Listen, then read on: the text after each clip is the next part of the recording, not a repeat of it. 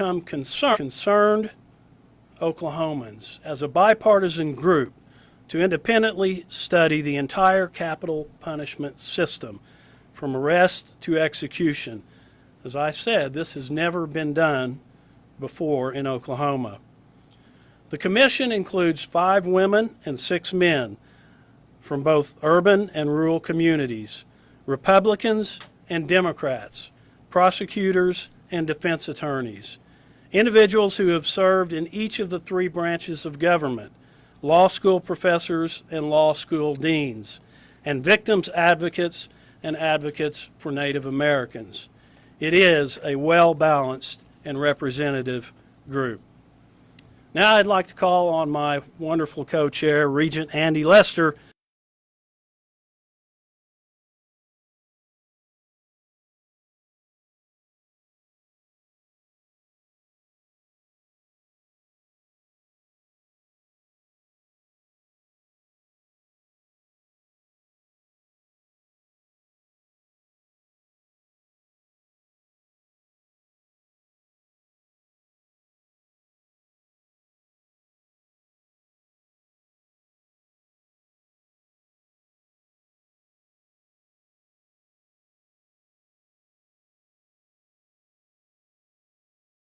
Ten full-day meetings. We heard from a number of stakeholders, including law enforcement, prosecutors, defense attorneys, judges, families of murder victims, and families of those wrongfully convicted. In addition to those in-person meetings, those 10 in-person meetings, we spent countless hours on conference calls and communicating via email to discuss our findings and to develop the 46 detailed recommendations in our 300 or so page report. We gathered data from state and local government agencies, including the governor's office, the Oklahoma Supreme Court, the Oklahoma Court of Criminal Appeals, the Oklahoma Attorney General, the Oklahoma Department of Corrections, the Oklahoma District Attorney's Council, several district attorneys, several district court clerks, sheriffs, police departments, the Oklahoma Indigent Defense System, and many, many others. Also, we reviewed scholarly articles, and we commissioned further research so that we could better understand and interpret the data and for comparative analysis. Several individuals and entities assisted the commission with important data collection and contextual research. And this was done to analyze rates of error, costs, disproportionate application of the death penalty, all of which appears in the appendix to the report. Many of these people provided assistance on a pro bono basis, and they too are listed in the report. I want to thank the Constitution Project for providing staff and researchers to the commission. The Constitution Project is a bipartisan nonprofit organization that fosters consensus-based solutions to the most difficult constitutional challenges of our time. And although I wasn't in part of the conversation that Governor Henry had with the Constitution Project, if you were to look at the Constitution Project's website, you would see that that bipartisan portion of it absolutely fits with what the Constitution Project does and who the Constitution Project is. I also want to thank several institutions who made their facilities available for commission meetings. Oklahoma City University Law School, the University of Oklahoma College of Law, Langston University, the Oklahoma State Regents for Higher Education, and the law firms of Spencer Fane and Crowe and Dunleavy. As you can see, the commission's work was very inclusive. It involved the input and support of many Oklahomans, and you will see this reflected in the report. Let me turn the microphone back over to Governor Henry to announce the commission's report. Governor Henry.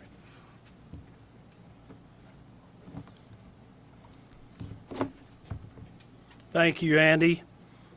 The commission, as you heard, has written a nearly 300-page report with over 40 recommendations, 46 I believe to be exact, to address systemic problems in key areas such as forensics, innocence protection, the execution process, and the roles of the prosecution, the defense counsel, the jury, and the judiciary.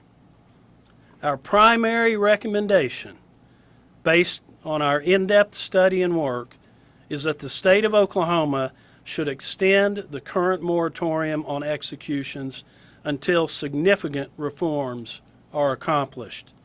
The Commission did not come to this decision lightly, but this recommendation was unanimous. We were all disturbed by the volume and seriousness of the flaws in Oklahoma's capital punishment system. This year-long investigation led members to question whether the death penalty can be administered in a way that ensures no innocent person is put to death. Commission members agree that, at a minimum, those who are sentenced to death should receive this sentence only after a fair and impartial process that ensures that they deserve the ultimate penalty of death. Our hope is for this report to foster an informed discussion among all Oklahomans about whether the death penalty can be implemented in a way that eliminates the unacceptable risk of executing the innocent, as well as the unacceptable risks of inconsistent, discriminatory, and inhumane application of the death penalty. We all cherish Oklahoma values and aspirations of innocence protection, procedural fairness, and justice. We encourage the Oklahoma legislature, the executive branch, and the judiciary to take actions to address the systemic flaws in the death penalty system. And we will be meeting with leaders in all three branches.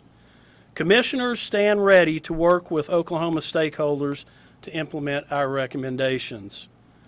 Before we open the floor for questions, I'd like to read a statement from my co-chair, Judge Rita Strubar, and then one of our commissioners, Christy Shepard, will discuss how the recommendations of this report can actually impact the lives of Oklahomans.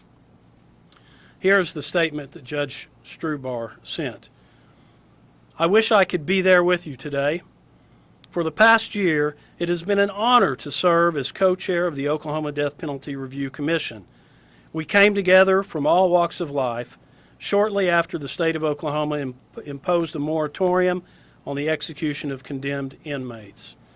I am proud that the commission included Republicans, Democrats, independents, prosecutors, and defense attorneys who represent all viewpoints of the death penalty. With endless hours of discussion based on solid and comprehensive research, I am most proud that all the commissioners unanimously agreed on the main recommendation that the current moratorium on executions should be extended until significant reforms are made. It is very important for Oklahoma to get this issue right. Signed, Judge Rita Strubar. Christy? Thank you, Governor.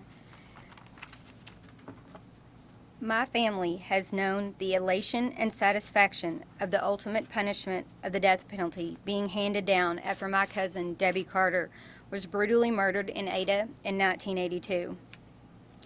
We felt that the justice that was sought in Debbie's murder was fair and deserved. The only truth we had surrounding the last few hours of Debbie's life was unveiled and played out on the stage of our local courthouse in separate trials for Ron Williamson and Dennis Fritz. Then, more than 16 years after Debbie had last been seen alive, DNA testing proved them to be innocent. We watched those two men who we believe were responsible for her death simply walk away, taking any truth that we had with them. After another 2 years, the third trial was underway with the man who matched the DNA. He was convicted, and again my family felt that justice was served and the death penalty was handed down. But after 2 more years had passed, the third conviction was then overturned, and we would be heading back to the courthouse. 22 years had passed, and the fourth trial was on the horizon. We had lost all faith in the criminal justice system, in addition to the agonizing guilt that 2 innocent men had suffered. That 4th trial ended with life without parole, which seemed somewhat of a relief that maybe now the looming anxiety of Debbie's justice being ripped away was over. For my aunt, Debbie's mother, Aunt Peppy, the death penalty had become a false promise. Over the last 10 years, I have met numerous individuals who have been wrongfully convicted and walked away from death row, many of who I call friends. I have chosen to learn more about the criminal justice system and how it's out in real life and how the death penalty fits into that. This commission has been an honor to serve on and has helped add a wealth of further knowledge specific to our death penalty process here in Oklahoma. While I struggle with what punishment would seem adequate for the suffering of Debbie and her family, nothing will ever make my Aunt Peppy whole again. But the truth would have been a good place to start. DNA freed Ron and Dennis, but lots of issues helped keep them wrongfully convicted. This commission's in-depth study will show that truth, fairness, and justice can be lost due to systematic problems in our death penalty system. When you have a loved one who is brutally raped and murdered, there is no such thing as closure. But to avoid the added trauma and suffering my family endured,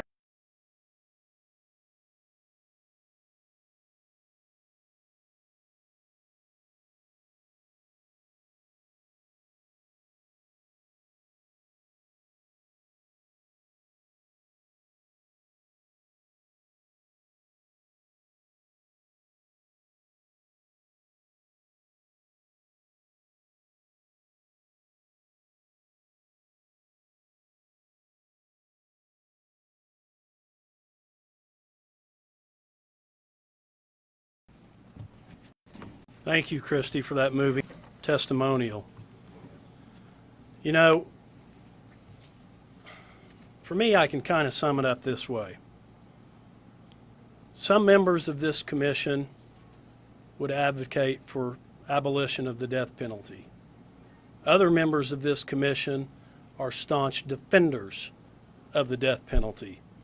But we all agree that if we're going to have a death penalty, it must be done right to ensure that no innocent person is ever put to death.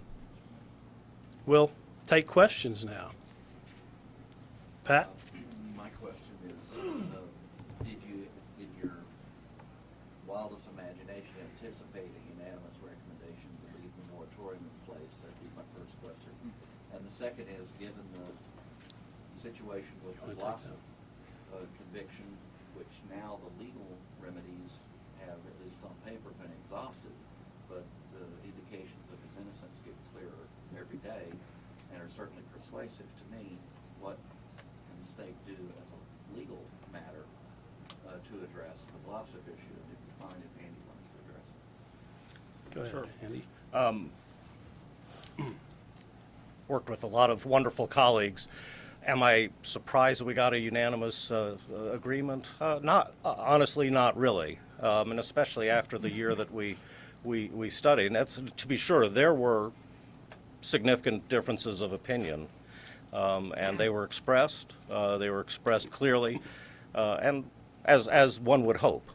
But on the moratorium, that was it was unanimous. It wasn't all that difficult to come to that conclusion. That seemed to be absolutely clear to all of us. Look, I'm not sure that it would be appropriate for us to comment on a specific case. There is the justice system. The justice system works in many ways, works well in many ways, and one hopes that before any executions take place, that, I hope, I should say, that before any executions take place, there will be significant reforms. There are cases are starting. We're at those beginning stages in some matters. We're at the end stages in other matters. I hope that our government leaders will take appropriate steps to reform the system to make sure that we don't have future problems with innocent people being executed. Did you look at the DOC's procedure of using midazolam or anything like that, or did you strictly look at, up until you get DOC custody? Yeah, no, we did look at the procedure at the Department of Corrections. We studied the grand jury investigation report, and we make a number of recommendations that specifically impact the execution process as well as DOC protocols. We agreed with the grand jury's recommendations with respect to the protocol. We also recommended, and I mean, we looked at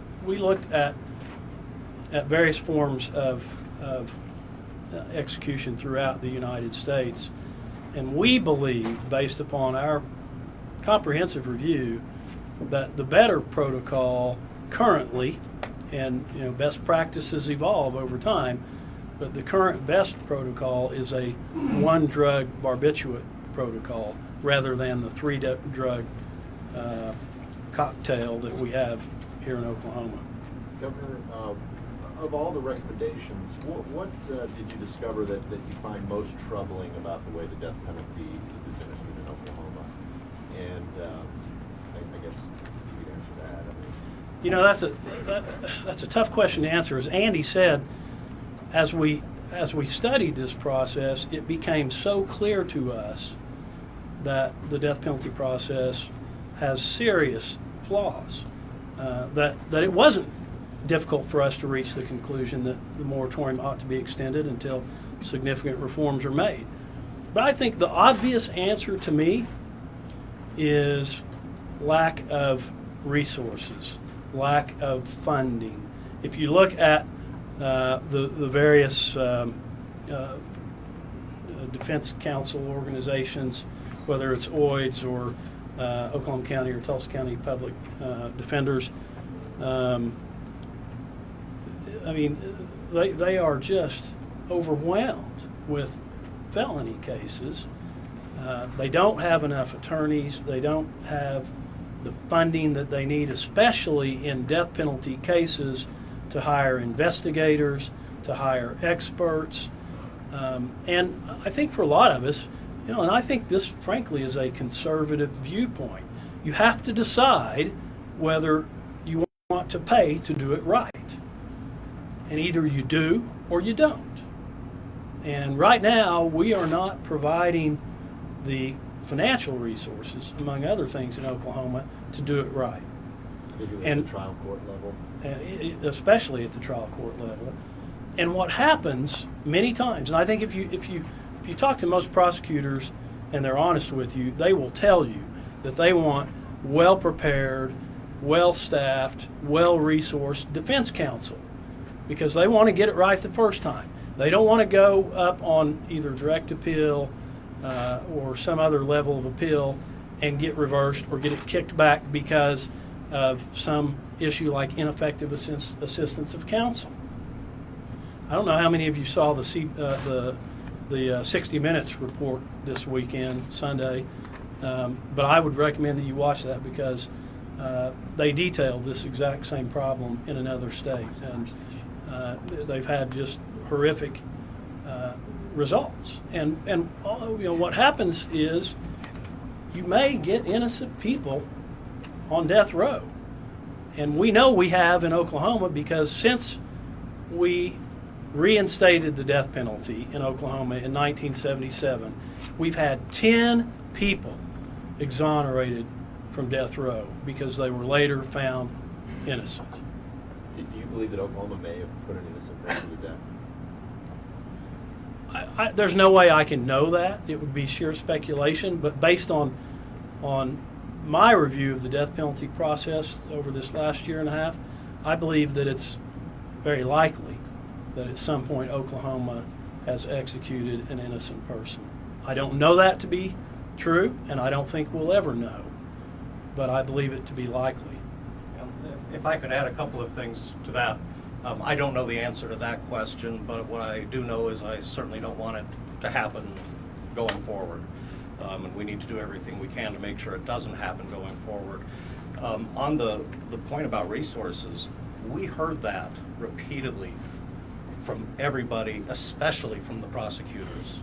I had one prosecutor who said specifically, if you do nothing else, make sure that you get the resources for proper defense counsel and for proper education and for the experts that are necessary to try cases. This is important to everybody. It's not just, this isn't one-sided. This was coming from the prosecutors.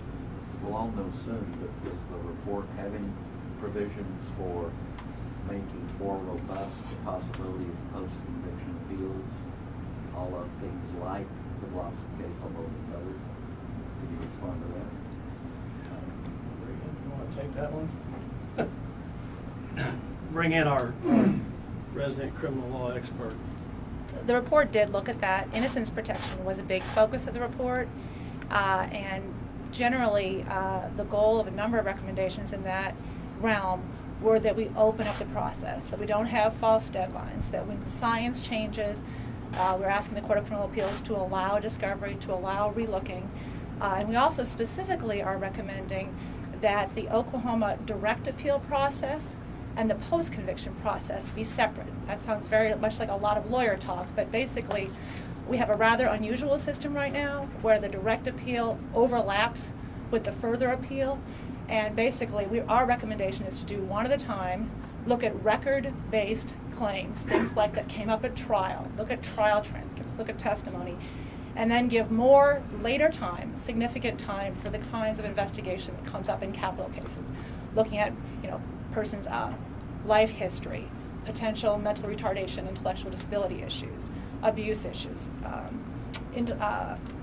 brain development, brain injury issues, that kind of thing.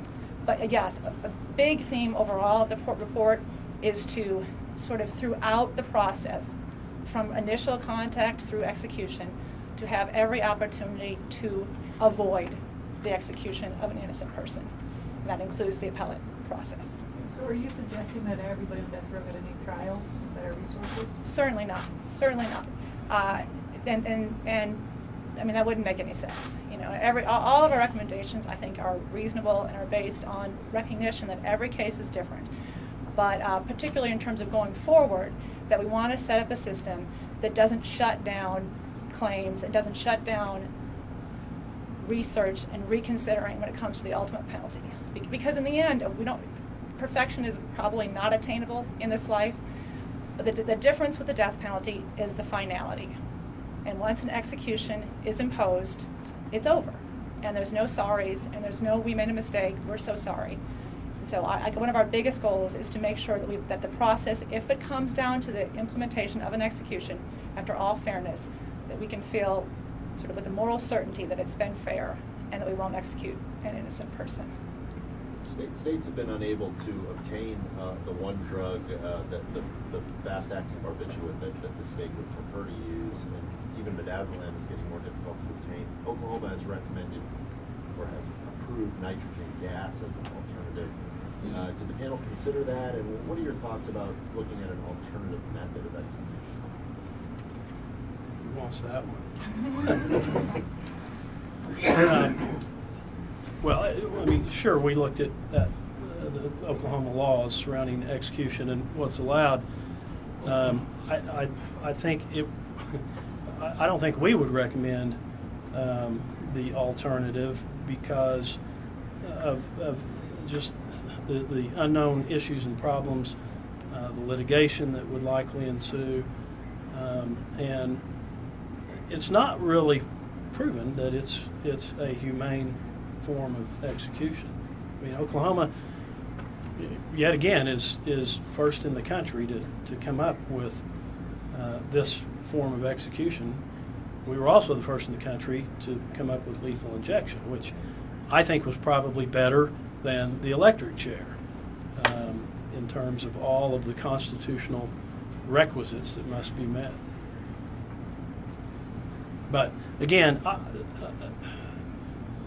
our recommendation is that it appears that the best practices are to use a one-drug protocol. There's less room for error. You're you're not going to have nearly as much problem administering one drug as you potentially do with 3 drugs. If I could just add, look, no medical experts here on our panel. We don't know what, truthfully, what the best method would be. We've read an awful lot, and it does appear right now that the best practice would be simply the one drug. But that could change. This science is changing all the time, and our recommendation, among other things, is that we keep up with the science, that we keep up with what the best practice is. Sure. Just one thing, although we didn't have a specific recommendation of a particular drug, we all agreed unanimously what the criteria would be. The criteria should be the most humane and effective, according to the science available. That would be the criteria. Whatever the choice is, and it will ultimately be made by political branches in response to the people, but the criterion is the most humane and effective method available. I asked, did you have an opportunity to visit death row or take into account did you interview anyone on death row? If not, why? No, we did not. We did not.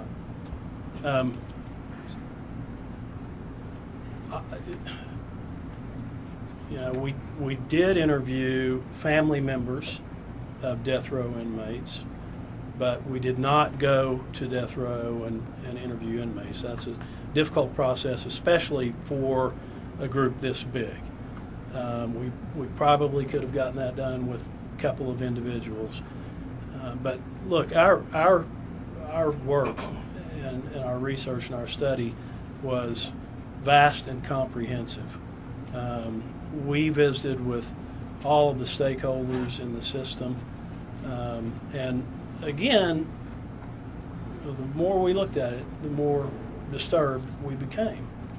And we felt like it was necessary to extend the moratorium and work on reforms. And if you look at the 46 recommendations that we've outlined in our report, to me, there are a couple of common themes or threads that run through those recommendations.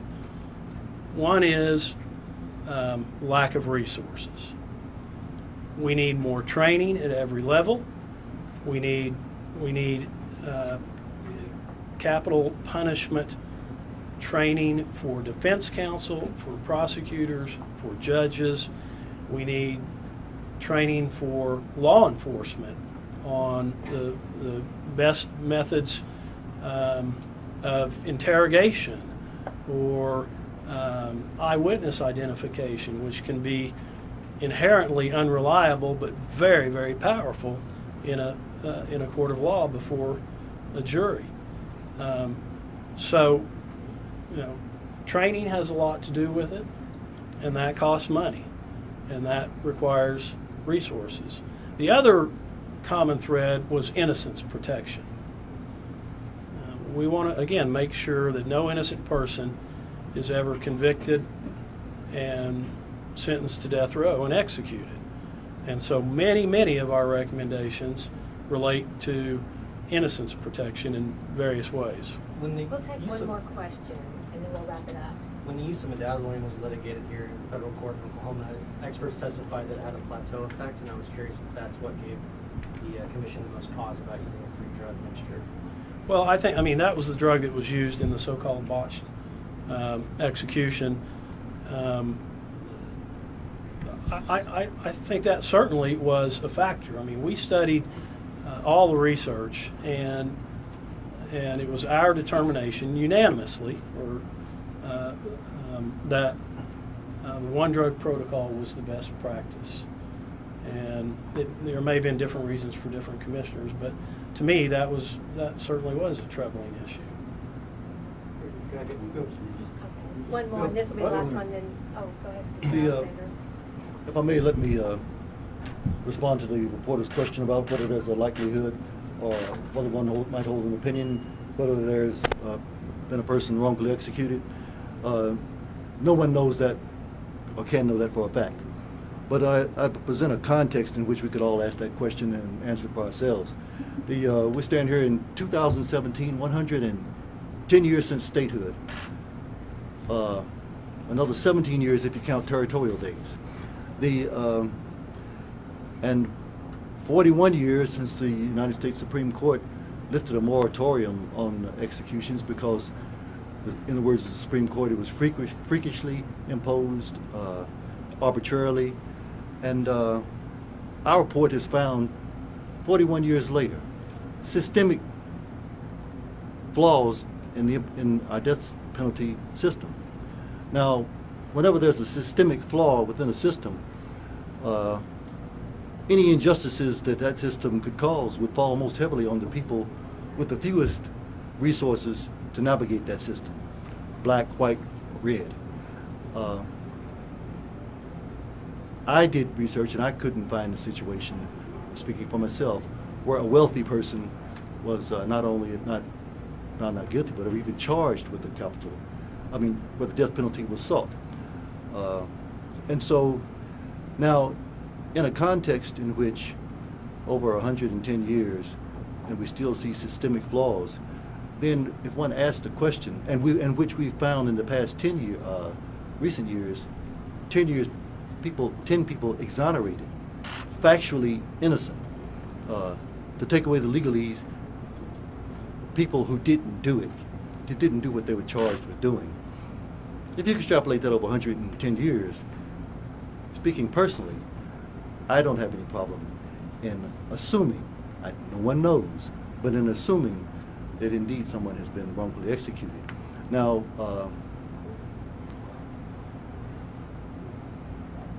as the governor said, many people would go further or go not as far in our recommendations, but we all agreed unanimously on the proposition.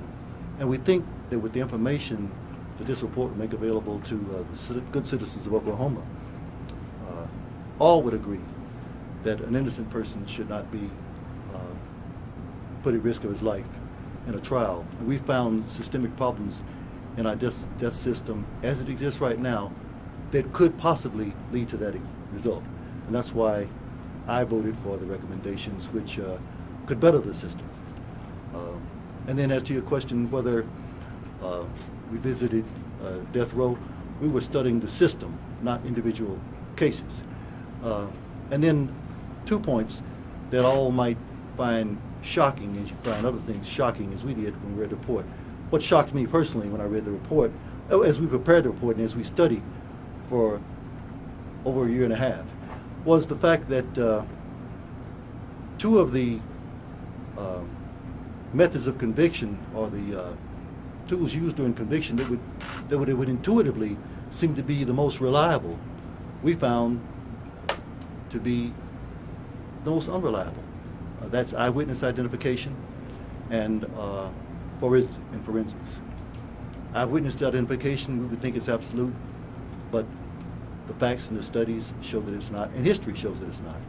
And our report also includes recommendations that the forensic procedures be fortified, and also the qualifications of the experts, but most importantly, resources to a person defending themselves. We'll take the last question from Phil, and then we'll wrap up, and we have full copies of reports for everyone. The only question I had, Governor Henry, is do you think there's the political will in this building to approve any of the recommendations in the report?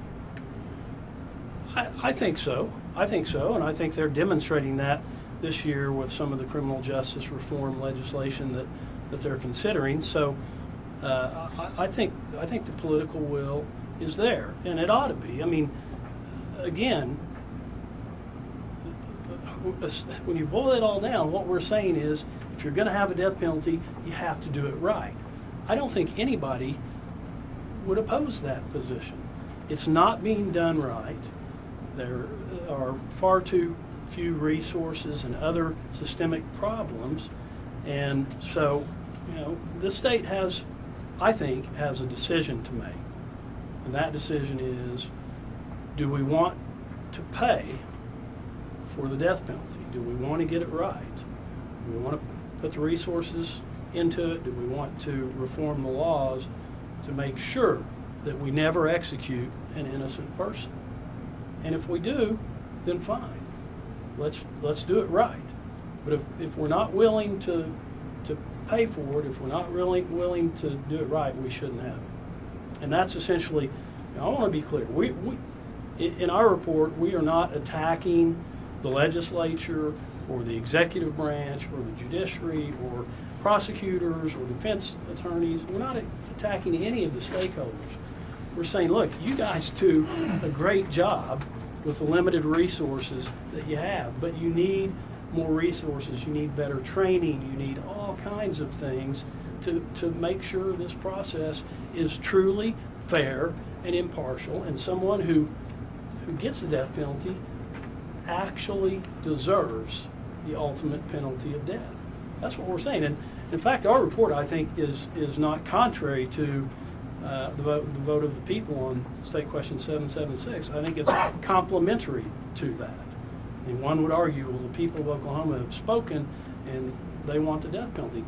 Fine, we didn't say abolish the death penalty in our report. We're looking at the process. And we said, if you want to do this, it must be done right. And here are ways that we think it can be corrected. You know, we don't know it all, and there are other ways, and you know, not every single one of our recommendations must be adopted, but our recommendations would go a long way from where we are today in ensuring that no innocent person is ever put to death. Thank you, everyone. Thank you all very much. We'll be available for further interviews.